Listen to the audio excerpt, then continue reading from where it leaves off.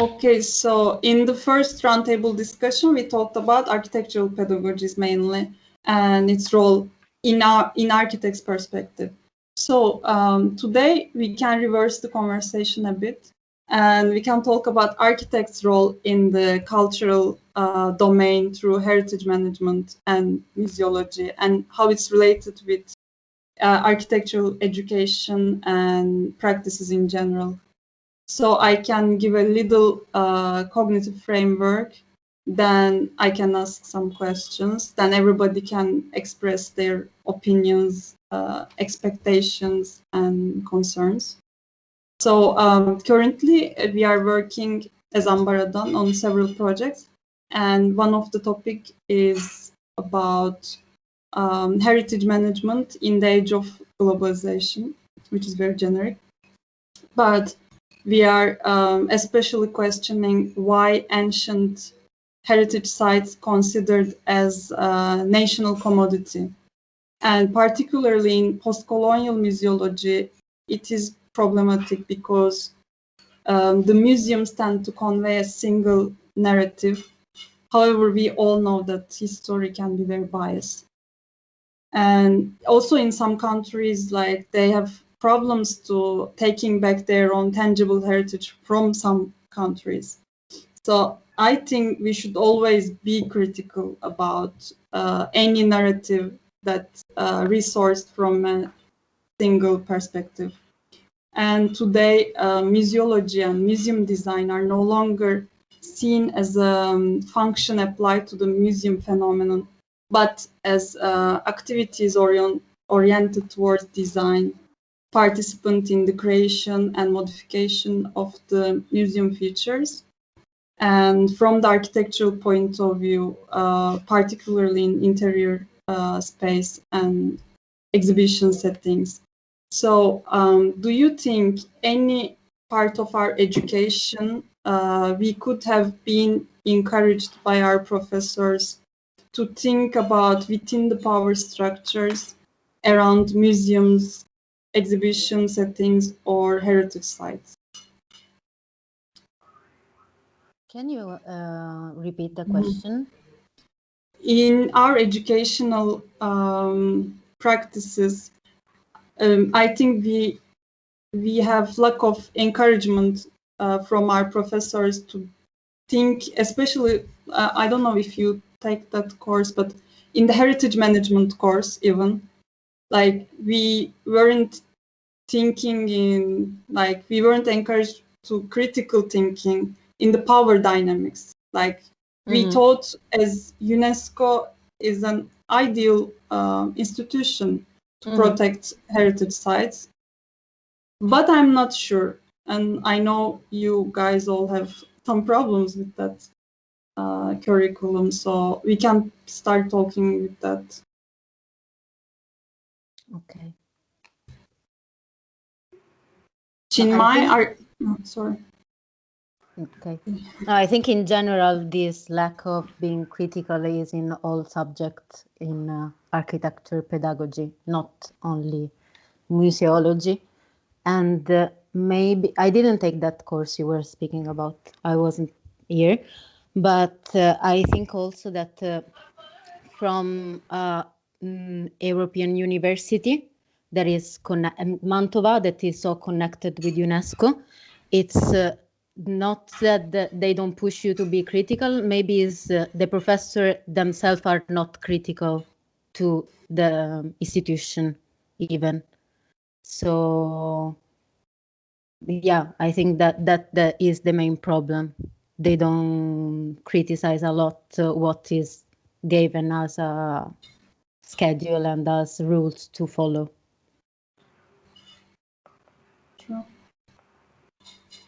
True. Actually, our professors are even has rule in the UNESCO chairs, some of them.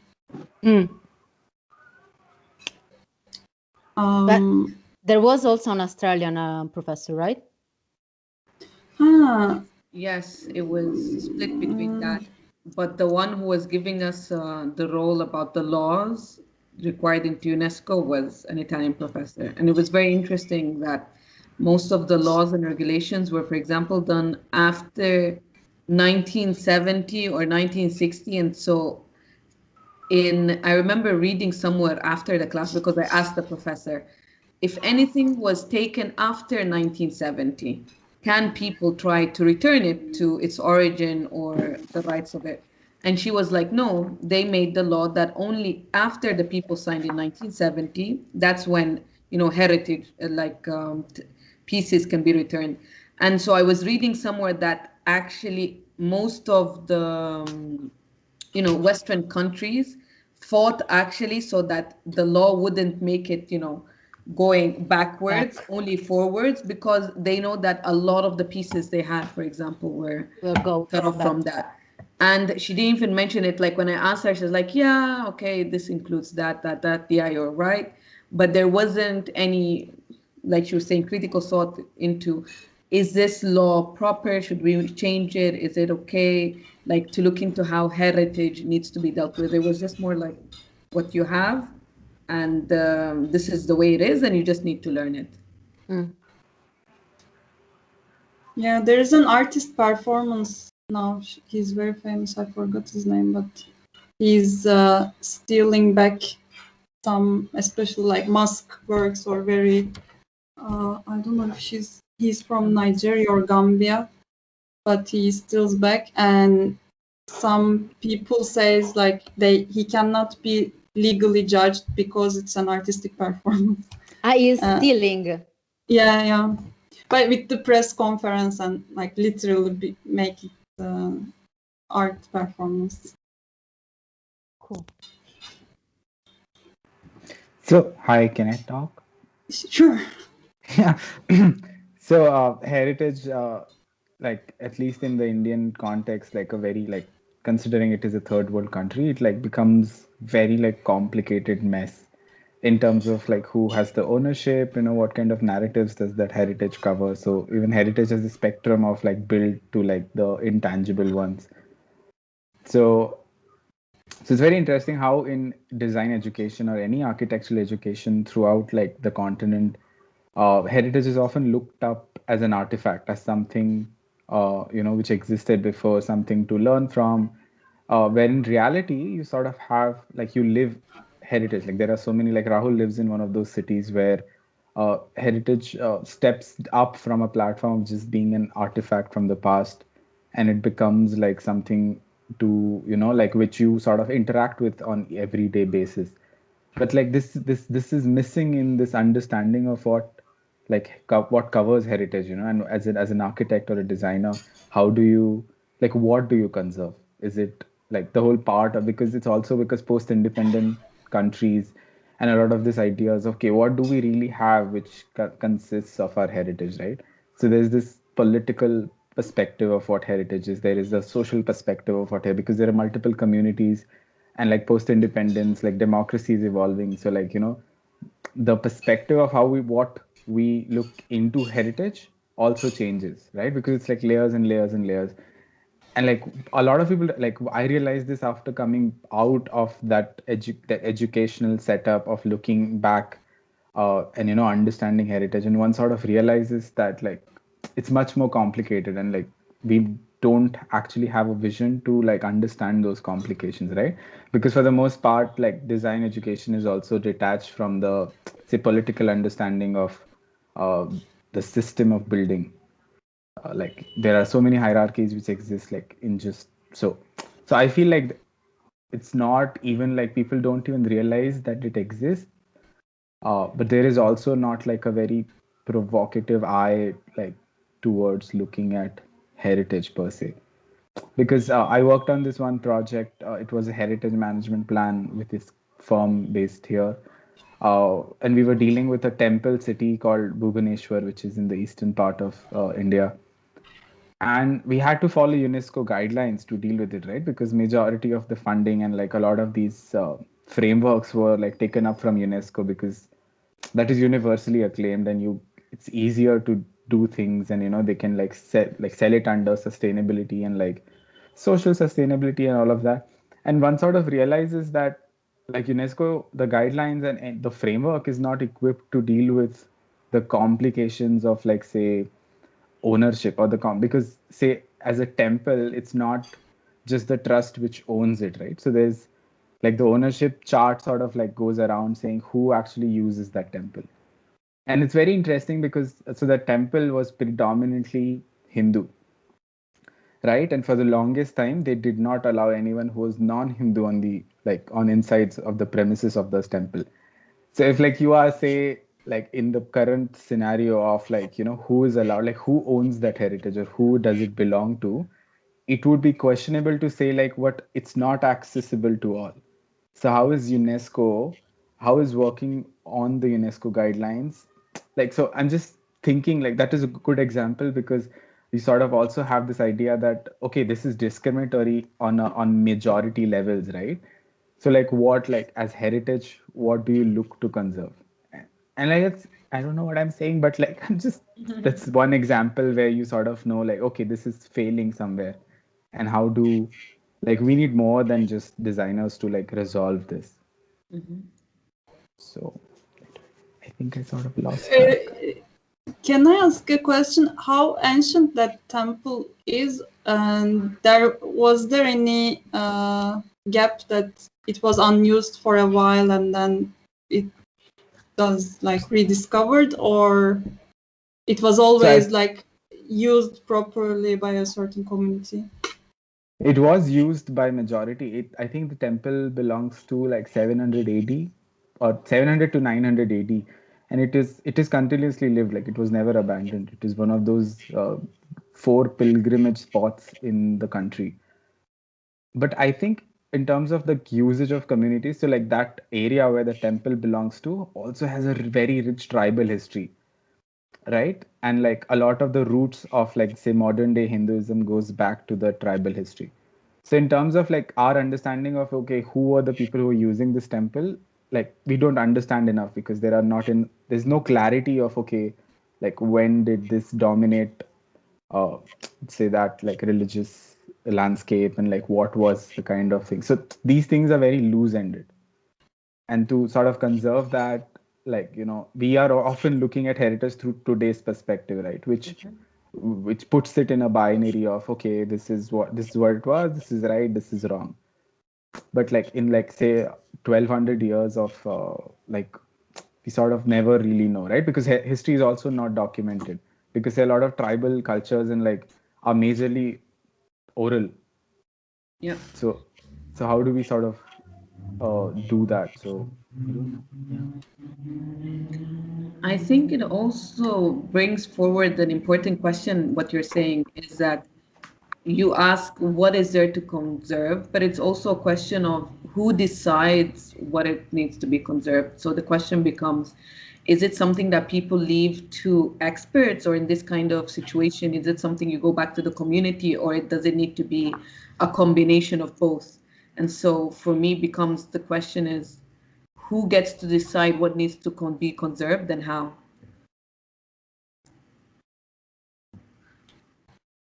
But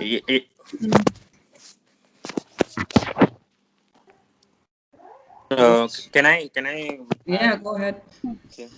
Yeah, I just wanted to continue the discussion what Chinmay started.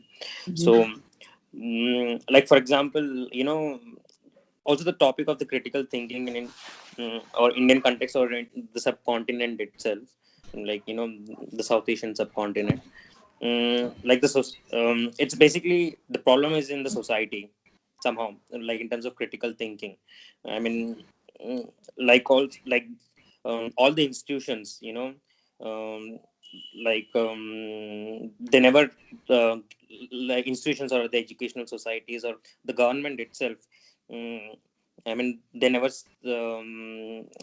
stand for critical thinking or this idea of like also as a democratic nation, we people are not you know used to critical thinking or take or think on those lines. For example, also like in India we don't have not only India, like all the like the South Asian countries, um, the museums are not regarded as like a critical thinking space. um, And like, I mean, that's one of the things which I'm also figuring out these days. um like like there are now museums which are coming up. Like, there are many people who wants to put this way forward in terms of the museums and everything, but still, like, it is also again, um, it's distributed, like now the museums are becoming for the elite.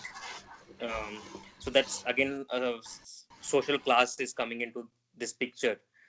So I mean, that is also one worry. And also, like how Chinmay was saying in regard, like the monuments. Like for example, like, in my city, so there is this monument which is like the, very prominent. Like, the city itself was developed around that monument. um, and like it's called Charminar. It's the oldest monument in the city. It was the first built structure in the city, and it is not regarded as the UNESCO World Heritage Site because there is a temple next to it, built in 1970s or something. And so, like, any structure, like if the structure has to be recognized as a World UNESCO, there should be no new structures. So that's one of the clause in the UNESCO. So because of that, the structure is not getting the World UNESCO recognition. And people, like, now it is more a kind of a religious and political scenario, because this is a Hindu temple and the structure is a Muslim structure, you know and so, like, and it came out of all this, like, political and power struggle in the in that city. So, like, they say that, this temple itself was from very way before than the structure, but there is no proof. Like, for example, I have photos from 1960s which shows that there is no structure, like there is nothing. But like, people can't put that as a proof, and remove the structure, because it's all, it will become a political situation. And like, if, like, for example, if people who, like, so there is ASI, it's called Archaeological Survey of India. So that's a body which, recognizes these monuments, like the built monuments in India, and then they put it out the list to UNESCO, for recognition and everything. So this, like, organization is also tied up, so they also can't do anything. So, and people are not even asking any questions or saying anything. Maybe, like, most of the people are not even aware, like, that this is the situation. So at one side, like, the sharing of the knowledge or information is not there here. And so, yeah, that's kind of a problem. We are, and but, like, people are coming out and talking, so things are changing. But, like, let's see where it goes. Yeah, I don't know if I made sense. No, it's you extend the conversation like very large, and I think every topic you mentioned can be unfolded in other segments, like who is responsible to push the boundaries of critical thinking. Like you mentioned, people are not aware of their heritage. Like, I guess you mentioned, like, normal people, communities, local people, residents, whatever. But even, like, as architects, how much we are aware of these policies and the political social context. And we can unfold the new roles of museums in the society.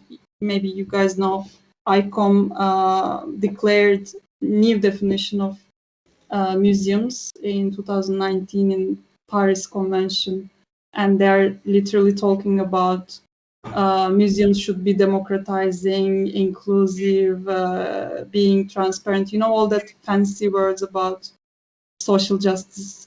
And maybe it's not a bad idea to demand that kind of roles from the museum, but I'm not sure the history is parallel all over the world.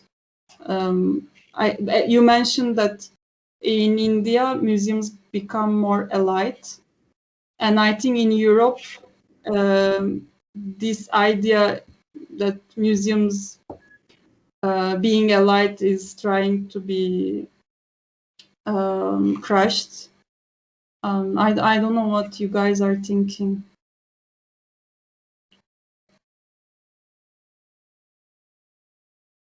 You are One of the sorry, can I speak? No, I didn't hear you. Continue. Yeah, I think one of the aspects of like how museums like as a concept was introduced to this land was to like this sort of like how they were like put things from their context and sort of like like make it as an artifact. Like in the early writings, like the 60s 50s and the 60s, the post independent architects often like there was a huge research done on like okay, like what really belongs to us. So they wrote about museums, they wrote about heritage, they wrote about all these. There are multiple essays published by a lot of architects who went on to study in the West, like Harvard and Yale, and came back and practiced like this. That was the first wave of architects, modern architects in India. And it's very interesting on how like even like in 21st century, it's sort of like there is still like this detachment from okay, like because as a society it's like really complicated, right? Like say Indian society has like multiple layers of gender, caste, class, sex, and it's so complicated. So like you cannot have like a homogeneous way of looking at history. And I think for the longest part, heritage or anything which has been a part of museums were focused on certain parts of the society, which were majoritarily not like widespread known, right? Like in Bombay, there's this museum called Prince of Wales Museum, which has artifacts from all around the world, from Mesopotamia, from Egypt, and like just randomly. But like a common person living in Bombay, like a common man living in Bombay, would be so detached from this bigger spectrum of okay, this was heritage. Like, what will that person do of all that information? So this idea of also like how do we make heritage more connected to like common people is something which I don't think it has not been explored, at least in this context, right? Because like if one Yeah, has to explore exactly. that idea, one has to also go through all those layers of okay, like okay, there are smaller histories, there are histories which were erased, there are histories which were oppressed, there are histories which were completely forgotten. So how does one delve into it? I don't think people have enough budgets to document all these histories, but I think it's absolutely necessary, especially in a time like this when like when we have like a digital world, when we like uh, everything can be like mapped and like kept in like a very small space. So I think it's the change, the paradigm shift from a physical experience to a virtual one is going to phenomenally change this.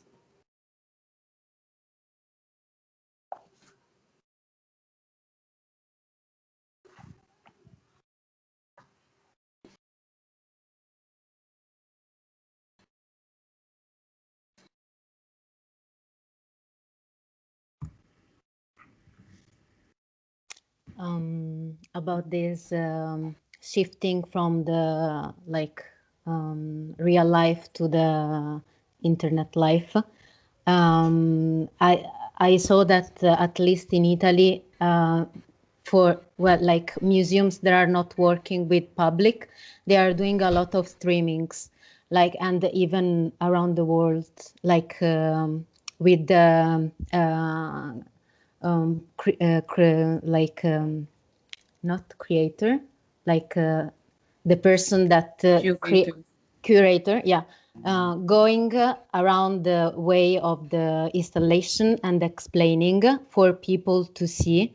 They did like something with the comics to make it more connected with the children, or they are even like I think even Pompeii did something like virtual, and this is, oh, we are in a jungle. This is like in this moment of this critical moment that everyone is living, is a sort of more like democratizing knowledge, even if we know that no one can access to a internet key, like to a hotspot, so it's still not over. Like not everyone have the same possibility, but it's like from a crisis, a new way of sharing more. I agree. The paradigm shift can be a democratizing tool to access all this knowledge for like at this larger group.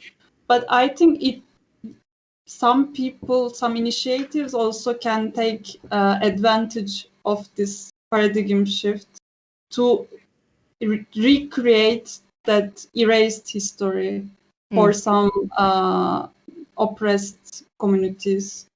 But I think that there must be a strong will. Yeah, and there should be also more aware, as Raul was saying, to people to want it, like to question it more. For me, it also puts into question of what is the role of museums today within this kind of situation. Like Chimai was saying earlier, for example, in a lot of histories, what they do is not the way they preserve their history is not usually through not always through tangible heritage. There's a lot of oral heritage.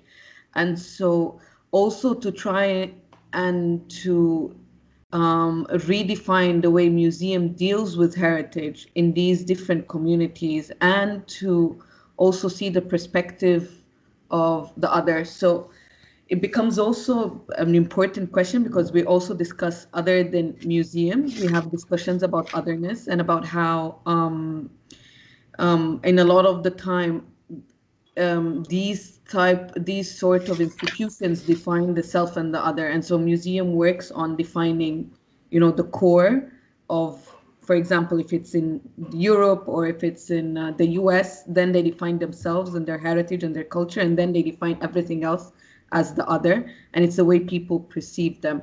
And so it becomes important to see how museums today, in this time of democratization and all of this, works on dealing with these different issues of oppressed histories, the concept and the question of otherness, and how to deal with it.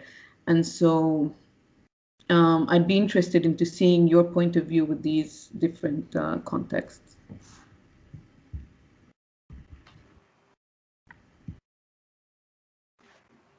So I read somewhere recently about the place where Rahul lives, one of the Nizams. So the rulers, the last rulers of that place were the Nizams, and one of the rulers were married to one of the Ottoman princes.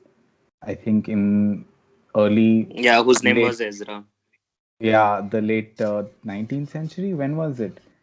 And Yeah. it's sort of like this was one of the latest thing I read about. Okay, like we were so cosmopolitan and global before, like it became a trend, and like US is now patenting that trend, saying no, guy, no people, we had that before, and it sort of changes the whole idea. Okay, so I know like this one reality which I have been experiencing and existing in, and I know okay, this is my heritage because most of my understanding of heritage comes from say family, community, and like people around me, places around me, but like this changes so much, right? This idea that okay, in the bigger scheme of things there was nothing other, like I am just like a result of every layer of transaction which happened before me, which includes everything. So I've always felt like one of the languages, there are two languages in India, one is Urdu and one is Marathi, and both of those languages evolved like post 12th century, and Marathi evolved I think post 14th century, and both of the languages had their roots in Persian, which is fascinating. And like I think in the 16th or late 17th century they were whitewashed to become more like, you know, so people can like, because language is a tool to like, you know, govern, it's a tool to oppress, it's a tool to do everything. So they were sort of whitewashed into the languages we speak today. But it's so fascinating that 1,000 years back we were so much more connected through just like a spoken tongue. Like so many of the things I speak is probably like, you know, that's spoken in some other part of the world. and I think these things are like now unearthed, saying, okay, we are much more, because now is a great time of difference, right? Where people are trying to like, okay, you people are different. Like the othering process is so on the peak right now, that processes like this understanding that, okay, there are histories which were so connected, and like they are so um I forgot, intersectional, that we cannot detach ourselves from those identities. Yeah. Like the sort of like exploring identities would also, like, one has to take this process of delving into those discomfort zones, and it's quite amazing, really. Yeah. But like for me, like the thing with other is also what I think is, it's I mean it's my just personal belief that it is always changing, the term other, like from like like for example, if you look into centuries ago, the criteria of other had different things. And like I mean like for example, in the class itself, um, mm, um, like like the like transsexual people, like in the past, in the in the mythological things also, they were regarded, as as one of the people, like in the Hindu mythology. But like now it is kind of like in the past kind of change, that people were not calling themselves as a sex, um, but it was included before. And now, like again, now we are fighting that it has to be included again. So I don't know, like if it makes sense, like the other criteria is always changing from generation to generation. Mm, and maybe it is going back now, or like it is like going forward.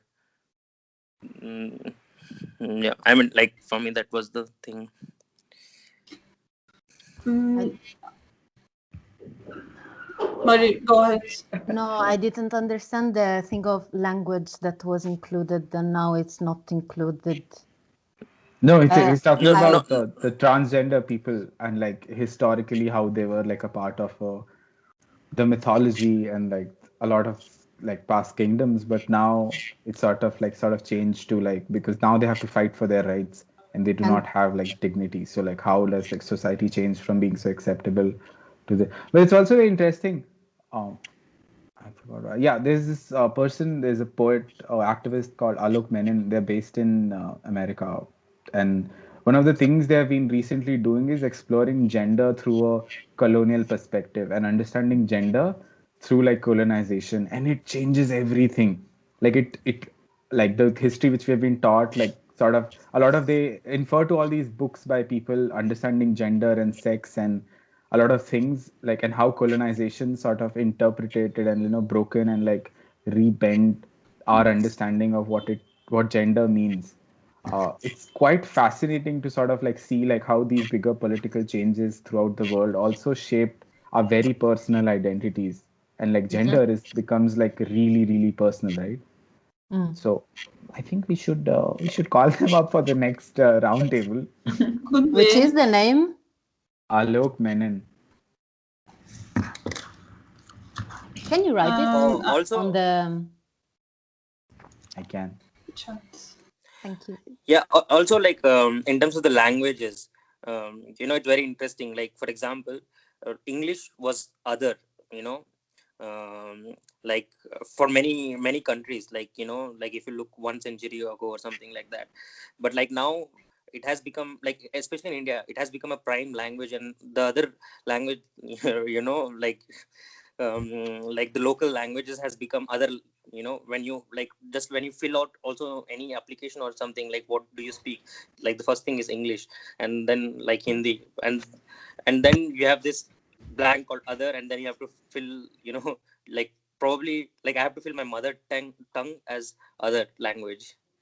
Mm. So it has changed. But there's also this very interesting like perspective of like how So English came because of the British, right? It became like an official language because of the British in India. But there were so many like so you guys understand caste. So India is like predominantly works on a system of caste which is extremely exploitative and oppressed. And like say 10% of the population would oppress 90%. Okay, that was the proportion of it. So when like there were major anti-caste struggles happening early 20th, late 19th century, English became a tool to empower, right? Because my own language is going to restrict me from attaining a social status. So a foreign language helps me, like it becomes a ladder for me to climb that social, system. And it's very interesting, like now there has been like, so the education policy in India sort of changed, and they sort of like say, okay, now we are not going to talk English, we're going to focus on regional languages, which is a huge step back, because English was, even if it's a colonial tongue, it became a language for the oppressed, uh, to attain a certain social status, at least in a place like India, or even say Pakistan, or like South Asian countries in general, which were colonized. So it's a very interesting perspective to like sort of put, like, why was it othered, and like, sometimes the things which are othered also like became tools for people to fight back. No, not fight back, it's a very strong word, but it's just... Interesting. I So think. then, sorry. No, Sorry, you sorry. go. Go. No. So I'm the... No, okay. I was talking like identity politics, mainly created in the States, and I think it dominates a lot our vocabulary of discussion. And I think the modern otherness has roots in nation states and development of capitalism, because like we mostly define otherness like through nation, through folks, ethnicities, tribal conflicts, and religion. We do not talk about like class struggle, or even, yes, gender includes, I think, but it's still like after modern capitalism development, maybe. Like if 2 points I think here is important. One, we should be so careful about who writes the history, and we should be critical about like history writing and how we can interpret with this process. And even like whoever tries to make this transformation through a self and otherness, we should also be careful and question all the intentions. Although I don't like to question intentions of people or communities, but we should question the intentions of institutions and governments. And I also wanted to point out, as a continuation to Azra's point about the concept of otherness and proximity to power.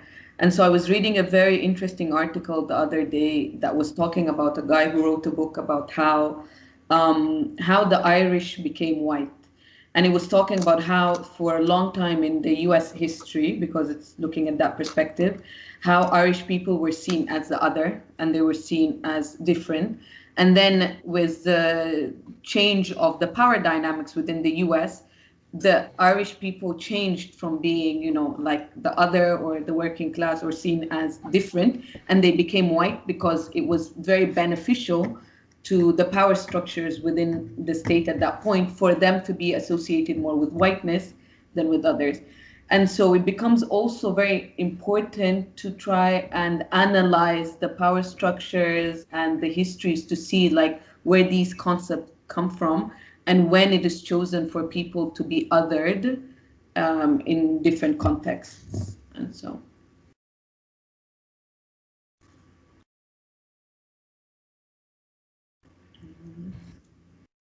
And I think one of the aspects, I was having this conversation with a friend of mine who also, she's doing one of the courses in heritage conservation, and we were talking about how that course majorly covers. I'm so sorry. How that goes majorly covers the idea of, okay, let's conserve this building because this has certain this. And the way we conserve the building is by like understanding the material, mapping out the brick structures, and okay, this is a brick which we get back, and this is the brick which is bad, and the construction techniques and all of this. And I think in a larger scheme of things, I did one of my undergrad thesis on understanding how heritage, how do we understand heritage without uh, like its physical presence. Like if we had to map something like an area or a building or a culture, how do we remove all the physical aspects of it, and like the essence truly stays within the people or within the habits or within like other patterns which are physical. So it's very interesting how majority like the understanding or like the whole heritage involves the so we sort of like the pure imagination of like say like because this goes beyond like sort of, okay, how can we imagine the city. I can just 1 second see. Yeah.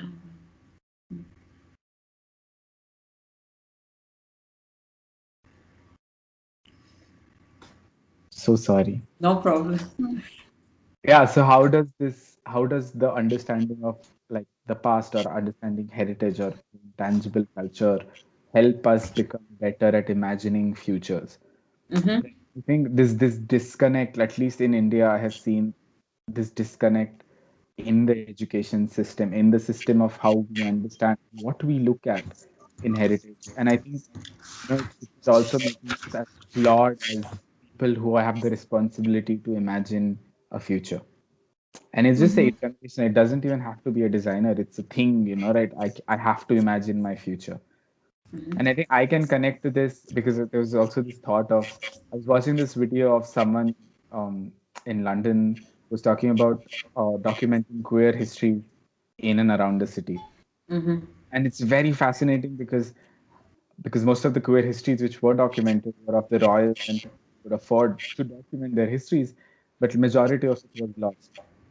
So, sort of understanding that and putting it into this lens of, okay, if I have to imagine a world which safer for queer people, like safer for people who like are part of marginalized communities, how do I do it without romanticizing an artifact from the past? Saying, oh, this is like, we have Taj Mahal. It's like, you can imagine we are a country of love. In reality, that's not true. So, like, this sort of disconnect is truly like thought provoking to sort of because it's seen in Europe, right? Because Europe has had a lot of from policies to even like generations of designers trying to conserve and like his there is a sense of historicity in the towns, but when you come here because of like capitalism and like, the already layered system of society, it's sort of like the bigger imagination of people is lost.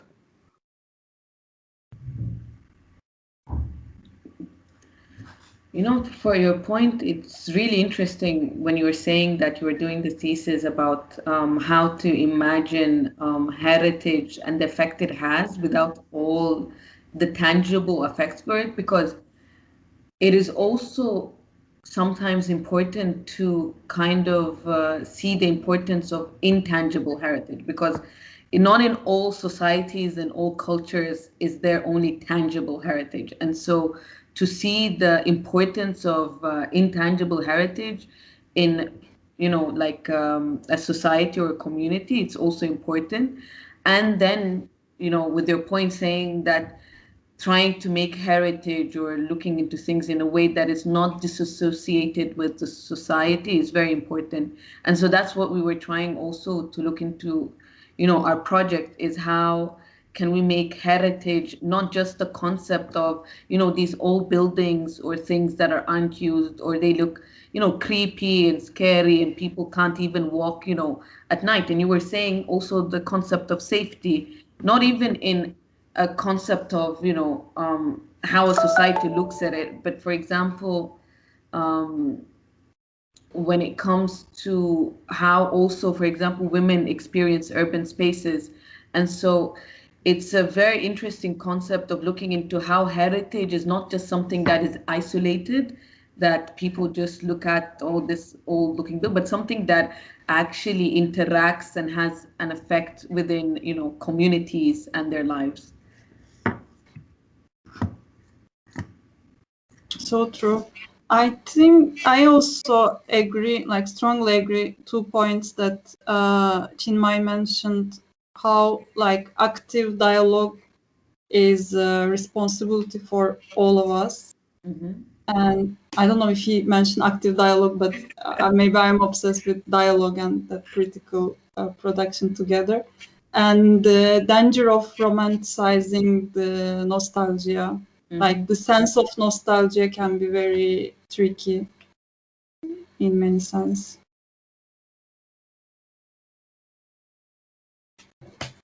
In a lot of, but your point is actually also very interesting, because in a lot of times romanticization and nostalgia is very much not built on a reality, but it's more into an imagined reality of what was. And it's always so interesting, because when people actually look at it critically, then they see all the layers that are seen to be more problematic or not realistic. But the problem with romanticization and nostalgia is it projects an idea, or an idea that is not feasible or not the reality, and at some points it's even problematic.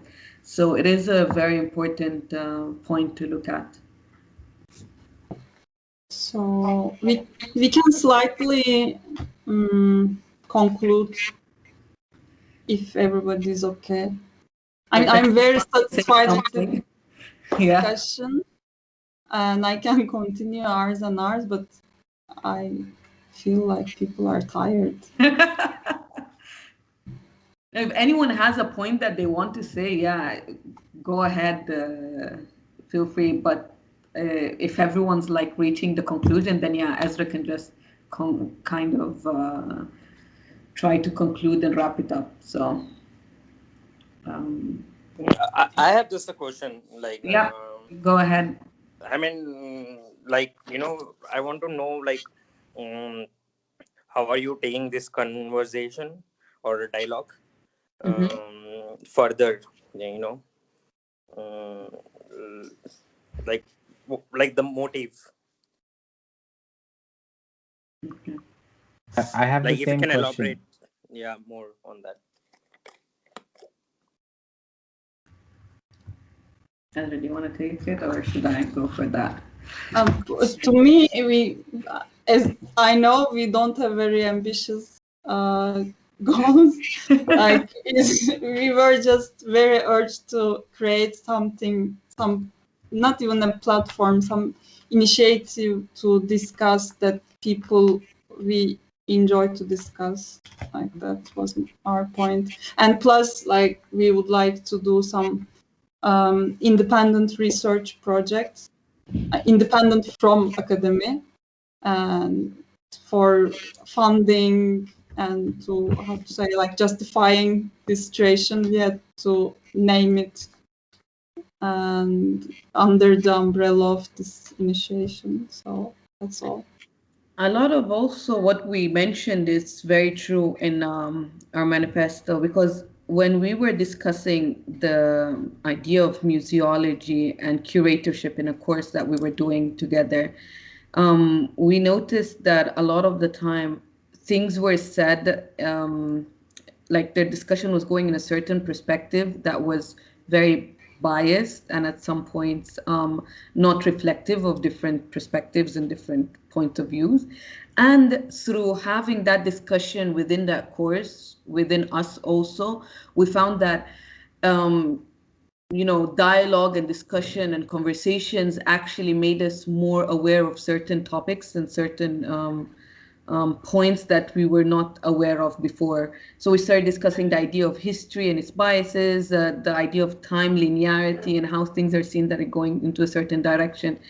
And so it became very important for us while we were discussing the idea of Ambaradan, is that we want to create a platform or a space or whatever where we can have more of these dialogues and to bring the perspectives of other people, because we feel like it's not just enough for us to write research about these different topics, but it's also important to have different conversations and dialogues and to bring people from different backgrounds. And so we were starting with this roundtable discussion, but we're also considering into the future to start a podcast. We have a website that is coming forward to write this research. And like Ezra said, it's mostly not just an idea of, having it in a very institutionalized or, high-end mode. It's just having conversations with people we know, people are interested in, or even in the future, people who are interested in the topics that we're discussing. And so we're really hoping that we can just have a little bit more of these kind of conversations, to share these conversations with people who are interested, and to, move this dialogue into, different platforms so people can be able to enjoy it as well as we do.